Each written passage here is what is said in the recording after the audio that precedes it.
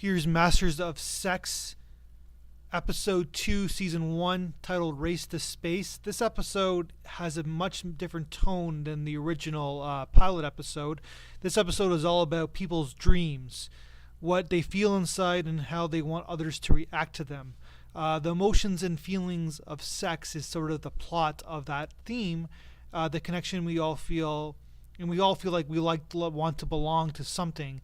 And sex is that kind of metaphor for two people kind of connecting, or hopefully connecting, into one main object, sort of like a sports activity where you're playing basketball and you're on the same team. There's that feeling of euphoria as a sports fan and someone who plays a lot of sports, of that connection where you're feeling so connected to the other teammates. But of course, sex is a whole lot better, or most of the time it is. Johnson has feelings of being part of something important.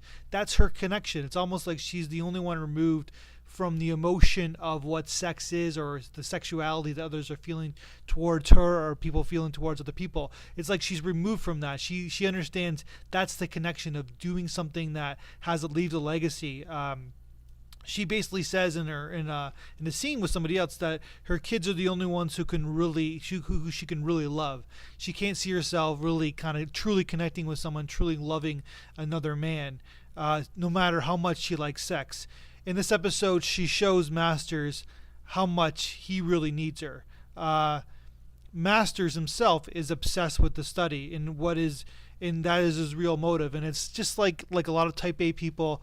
They get obsessed with certain amount of things, aspects, and they basically have really mixed relationships with other people, because in this case, Master's wife, because they really are scared of any sort of emotional conflict. And that's what Type A personalities are generally like. They're very much obsessed with the job on hand, but when it comes to any sort of emotional conflict with somebody else, they're so scared of it. And I think that a lot of people can relate to Masters in this scene. This is a terrific show, and more reviews to come.